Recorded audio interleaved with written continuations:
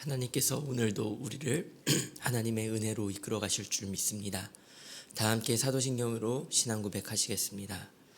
전능하사 천지를 만드신 하나님 아버지를 내가 믿사오며 그 외아들 우리 주 예수 그리스도를 믿사오니 이는 성령으로 잉태하사 동정녀 마리아에게 나시고 본디오 빌라도에게 고난을 받으사 십자가에 못 박혀 죽으시고 장사한 지 사흘 만에 죽은 자 가운데서 다시 살아나시며 하늘에 오르사 전능하신 하나님 우편에 앉아 계시다가 저로서 산 자와 죽은 자를 심판하러 오시리라. 거룩한 공회와 성도가 서로 교통하는 것과 죄를 사하여 주시는 것과 몸이 다시 사는 것과 영원히 사는 것을 믿사옵나이다. 아멘. 다 함께 찬송가 28장 찬양하시겠습니다.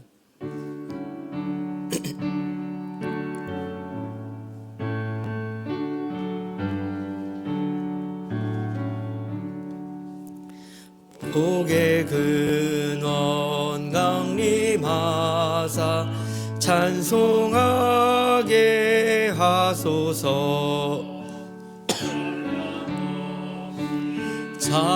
자비하심 측량할 길 없도다.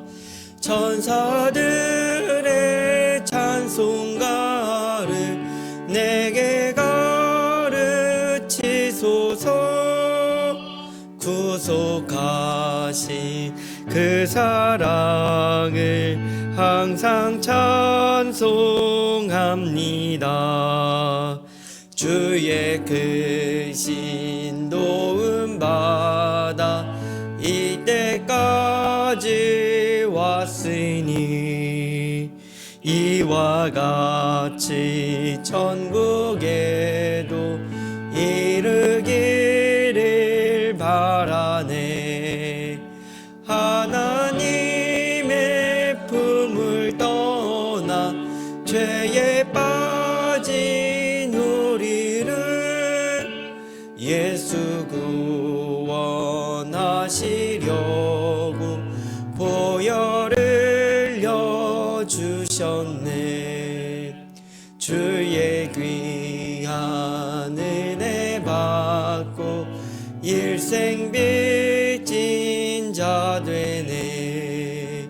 주의 은혜 사슬돼서 주께 매소서.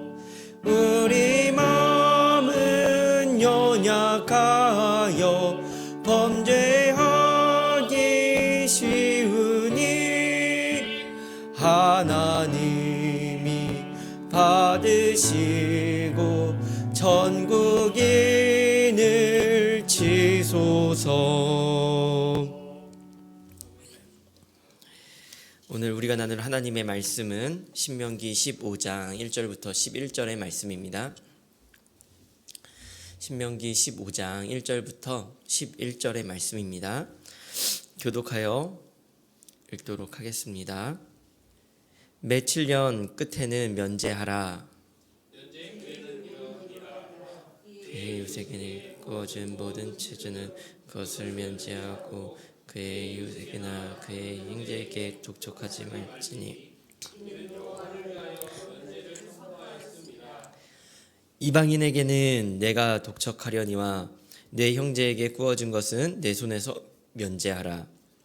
내가 많은 말씀만 듣고 내가 오늘 내게 있는 그 명령을 다 지켜 행하면 하나님 여호와께서 내게 기업으로 주신 땅에서 내게 반드시 복을 받으리니 너희 중에 가난한 자가 없으리라. 내 하나님 여호와께서 내게 허락하신 대로 내게 복을 주시리니 내가 어느 나라에 여러 나라에 꾸어 줄지라도 너는 꾸지 아니하겠고 내가 여러 나라를 통치할지라도 너는 통치를 당하지 아니하리라.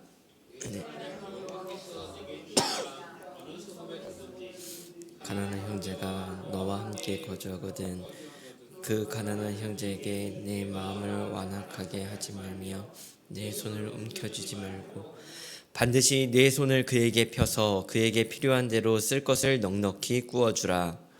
삼가 너는 마음에 약한 생각을 품지 말라. 곧 이르기를 일곱째 해에 면제년이 가까이 왔다 하고 내 궁핍한 형제를 악한 눈으로 바라보며 아무것도 주지 아니하며 그가 함께 호소하리니 혹시 내 죄가 되리라. 너는 반드시 그에게 줄 것이요 줄 때에는 아끼는 마음을 품지 말 것이니라. 이로 말미암아 내 하나님 여호와께서 내가 하는 모든 일과 내 손이 닿는 모든 일에 내게 복을 주시리라. 땅에는 언제든지 가난한 자가 그치지 아니하겠으므로 내가 내게 명령하여 이르노니 너는 반드시 내 땅 안에 내 형제 중 곤란한 자와 궁핍한 자에게 내 손을 펼치니라. 아멘. 혹시 돈 때문에 좋았던 사이가 나빠졌던 그런 경우가 혹시 있지 않으십니까?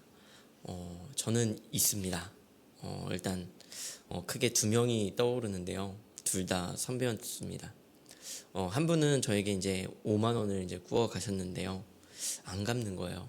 그런데 나중에 알고 봤더니 저한테만 꾼 게 아니라 이 사람 저 사람한테 꿨던 그런 대학 선배가 있었습니다. 그렇게 이제 아무렇지 않게 갚지 않는 그 모습에 크게 실망했던 적이 있는 것 같아요. 그리고 다른 한 분은 이제 선배 중에 이제 사역자가 되신 분이었는데 돈을 꿔주면 다음 달에 갚겠다라고 연락이 왔습니다. 그래서 아무래도 사역자이니만큼 힘들겠구나 하는 생각에 돈을 보내주고 그리고 갚지 않아도 돼요 이랬습니다. 근데 다음 달에도 또 연락이 오더라고요. 돈을 꿔주면 다음 달에 갚겠다고. 또 그렇게 했습니다. 그 다음 달에 또 연락이 오더라고요. 또 그렇게 했습니다. 그러다 보니 조금 이상한 마음이 들더라고요. 진짜 갚으려고 빌려달라고 한 것일까라는 그런 의문이 아무래도 들게 되었습니다. 이런 일들을 몇 차례 겪다 보니까 돈을 꾸어주는 것 자체가 부담이 되더라고요.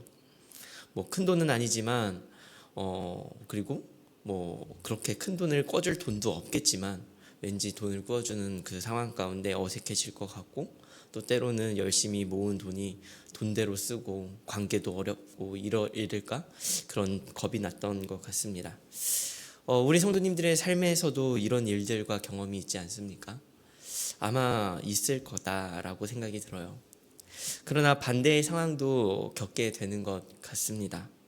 돈이 필요해서 발을 동동 굴러본 경험이 있으신가요? 어려울 때 모두가 외면할 때 말할 사람이 없어서 답답할 때 그때 손 내밀어 준 사람을 아마도 잊을 수 없을 겁니다. 오늘 왜 이런 서론을 하냐 하면 면제년 이라는 법을 하나님께서 지금 본문을 통해서 말씀하시는데 이것은 인간의 본성을 역행하는 하나님의 방법이기 때문입니다. 앞서 말했던 내가 빌려줬든 혹은 받았든 간에 이러한 경험과 마음의 어려움이요 누구나 다 있다라는 것입니다. 대부분 돈을 빌려주는 대부업을 하는 사람들이 아님에도 불구하고요 일상과 맞닿아 있습니다.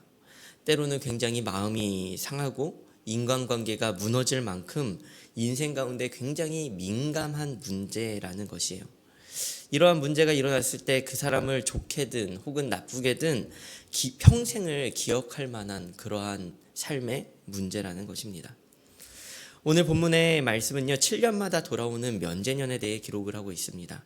어제 우리가 함께 묵상했던 신명기 14장의 후반부에는요 매년 11조를 내야 하고 그리고 3년마다 11조를 해서 거기서 하나님의 일과 이웃을 섬기는 일을 했죠. 근데 거기서 끝이 아니라 7년에 한 번은 갖고 있는 빚을 탕감해 주어야 하는 면제년이 있었다라는 것입니다. 이 법의 대상은 오직 이스라엘 동포들에게만 적용되는 법이었습니다. 본문 2절에서 3절은 이렇게 기록하고 있는데요. 면제의 규례는 이러하니라. 그의 이웃에게 꾸어준 모든 채주는 그것을 면제하고 그의 이웃에게나 그 형제에게 독촉하지 말지니 이는 여호와를 위하여 면제를 선포하였음이라. 이방인에게는 내가 독촉하려니와 내 형제에게 꾸어준 것은 내 손에서 면제하라. 이방인에게는 돈을 갚으라고 독촉할 수 있는데 이스라엘 사람에게는 면제년이 되면 구워준 돈을 탕감해 주어야 하는 것입니다. 그런데 사랑하는 여러분, 이 법이 마음에 드십니까? 좋은 법이라는 것임에는 분명하지만 정말 실현 가능한 법이라고 생각이 드십니까? 이 법이 현대에 제정이 된다면 어떤 세상이 될 것이라고 생각하십니까? 아마도 악용하는 사람들이 늘어날 것 같지 않으십니까? 돈을 꾸고 안 갚고 오히려 어떤 불법을 조장하는 법이 되고 선을 행하는 사람이 손해를 보게 되는 그런 사회가 될 것이라고 상상이 되지 않으십니까? 이 시대의 사람들이라고 별반 달라지겠습니까? 별반 달랐겠습니까? 그래서 하나님은요, 이 면제법을 주시면서요, 두 가지의 말씀을 하십니다. 첫째는요, 하나님께서 복을 주시겠다라고 말씀하셨습니다. 5절에서 6절은 이렇게 기록을 하고 있습니다. 내가 만일 내 하나님 여호와의 말씀만 듣고 내가 오늘 내게 내리는 그 명령을 다 지켜 행하면 내 하나님 여호와께서 내게 기업으로 주신 땅에서 내가 반드시 복을 받으리니 너희 중에 가난한 자가 없으리라. 내 하나님 여호와께서 내게 허락하신 대로 내게 복을 주시리니 내가 여러 나라에 꾸어줄지라도 너는 꾸지 아니하겠고 내가 여러 나라를 통치할지라도 너는 통치를 당하지 아니하리라. 아멘. 너희 중에 가난한 자가 없을 것이라고 약속하십니다. 왜요? 하나님이 확실하게 복을 주실 것이기 때문입니다. 하나님의 말씀을 지켜 행한다면 하나님께서 복을 주시겠다라고 약속을 하십니다. 여기에서 대조가 일어나는데요. 너는 꾸어줄지라도 꾸지 않을 것이고 너가 통치를 할지라도 통치를 당하지 않으리라. 하나님께서 반드시 가난한 자들이 없게 하겠다라고 하는 그런 강한 의지가 담겨져 있는 것입니다. 또한 그뿐만 아니라 하나님께서 또 말씀을 하시는데 면제법을 주시면서 하시는 두 번째 말씀은요, 경계의 말씀을 하시는데요, 이렇게 말씀하세요. 손을 펴라고 말씀하십니다. 여러분, 손에 든 과자도요, 누가 가져가려고 하면요, 움켜쥐는 것이 사람입니다. 그러나 하나님은 그 본성을 거슬러 그 손을 펴라고 말씀을 하세요. 7절에서 10절은 이렇게 기록을 하고 있습니다. 내 하나님 여호와께서 내게 주신 땅 어느 성읍에서든지 가난한 형제가 너와 함께 거주하거든 그 가난한 형제에게 내 마음을 완악하게 하지 말며 내 손을 움켜쥐지 말고 반드시 내 손을 그에게 펴서 그에게 필요한 대로 쓸 것을 넉넉히 꾸어주라.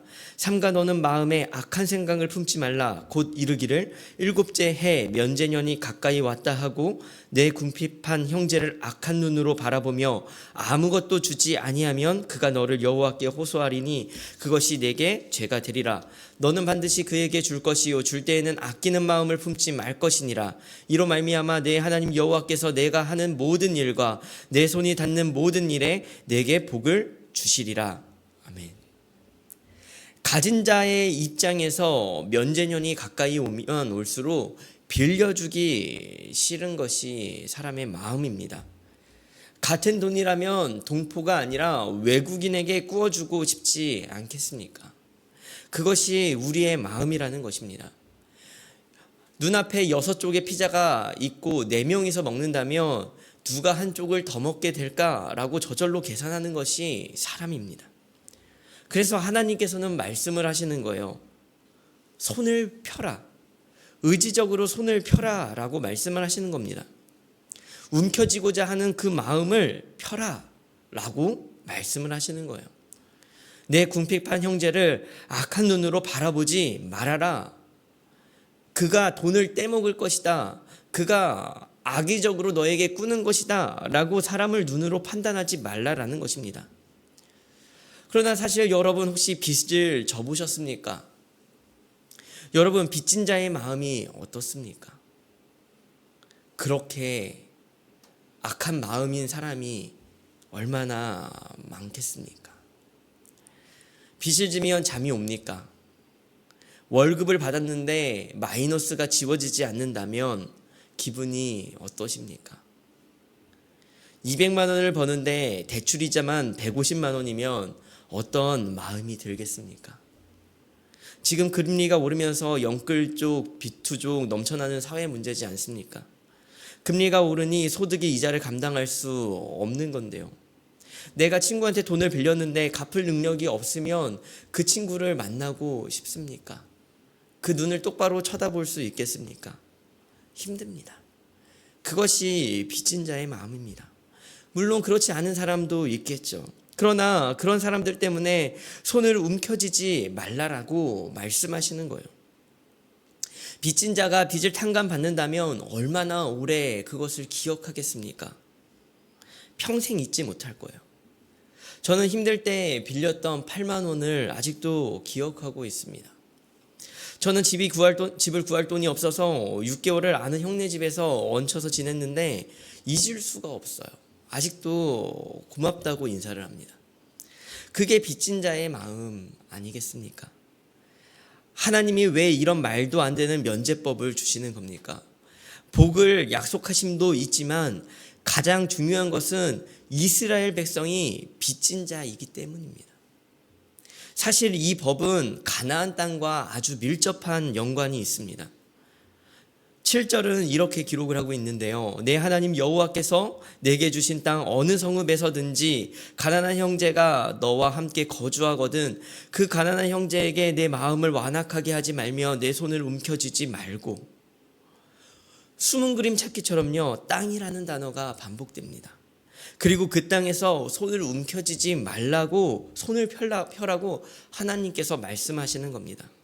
11절도 이렇게 말씀하고 있습니다. 땅에는 언제든지 가난한 자가 그치지 아니하겠으므로 내가 내게 명령하여 이르노니 너는 반드시 내 땅 안에 내 형제 중 곤란한 자와 궁핍한 자에게 내 손을 펼지니라. 또 땅이 나옵니다. 손을 또 펴라고 하죠. 이 땅이 어느 땅입니까? 가나안 땅입니다. 사랑하는 여러분, 이미 하나님은 노예 생활을 하던 자들을 건져내셨고 지금 모압 평지에서 가나안 땅을 바라보며 가나안 땅을 들어가려고 준비하고 있는 것이 이스라엘 백성들이었습니다. 땅이 없는 자들에게 땅을 주시는 거예요. 빚진 자들을 구원하시고 그들에게 땅이라는 기업을 주시는 그 하나님의 은혜를 경험하는 자들에게 빚을 탕감해 주게 될까봐 꺼주기 아까워한다면 그들은 하나님께 진 빚을 잊은 자가 되는 것입니다. 하나님께서 주신 그 은혜를 잊은 자가 되는 거예요. 빚을 탕감받은 자는 그 은혜를 잊지 못하고 또 다른 자를 탕감해 줄 수 있는 것입니다. 하나님의 은혜는요, 그렇게 흐르는 것이에요. 그러나 하나님의 은혜를 나만 가지려고 하고 흘려보내지 않고 움켜진다면, 하나님께 받은 그 은혜를 잊고 빚을 잊은 자가 되어진다면 하나님의 은혜의 물결을 막는 악한 일이라는 것입니다. 사랑하는 성도 여러분, 오늘의 말씀이 우리의 귀에 돈에 대한 이야기로 남지 않기를 간절히 소망합니다. 살다 보면 어려운 순간도 오고 그래서 빚을 져야만 하는 순간도 옵니다. 물론 때로는 큰 돈이든 작은 돈이든 빌려줘야 하는 순간도 옵니다. 그런데 돈을 빌려주고 빌리고의 문제를 떠나서 우리의 움켜진 손을 펴야 하는 까닭이 무엇입니까? 우리가 빚진 자이기 때문입니다. 하나님의 은혜의 물결이 있음을 믿는 자들이기 때문입니다. 하나님께서 우리에게 이미 복을 주셨고 또한 우리가 베푸는 작은 은혜가 다시금 하나님의 손길을 통하여 우리에게 돌아오게 될 것이다 라는 것을 믿기 때문입니다. 그러니 오늘 우리는 함께 나아갔으면 좋겠습니다. 우리가 움켜쥐고 있는 것, 우리가 하나님을 믿지 못함으로 그리고 부정적인 시각으로 인해서 하나님의 은혜의 물결을 막고 있다면 우리가 잊었던 그 빚진 자의 마음을 회복하고 그리고 우리가 누군가의 빚을 덜어내는 그런 귀한 하나님의 거룩한 땅에 사는 백성이 되기를, 그러기 위해서 우리의 움켜진 손을 펼 수 있는 그러한 우리가 되기를 간절히 소망합니다. 우리 함께 말씀을 기억하며 기도했으면 좋겠습니다. 우리 첫 번째 기도하실 때는 하나님께서 탕감해 주신 죄의 빚을 기억하게 하시어 빚 잊은 자가 아니라 빚진 자의 마음을 회복하게 해달라고 기도하며 나아갔으면 좋겠고요. 두 번째 기도하실 때는 움켜진 손을 펴게 하시고 은혜의 물결을 흐르게 하는 하나님의 백성이 되게 해달라고 우리 함께 기도하며 나아갔으면 좋겠습니다. 마지막으로 교회를 위해 기도하실 때는 부부 공일 다락방을 위하여 기도하는 날입니다. 신원들이 서로를 중보하며 하나 되어 함께 성장해 나가는 다락방이 되게 달라고 오늘 하루 기도하며 나아갔으면 좋겠습니다. 함께 기도하시겠습니다. 하나님, 참으로 감사드립니다.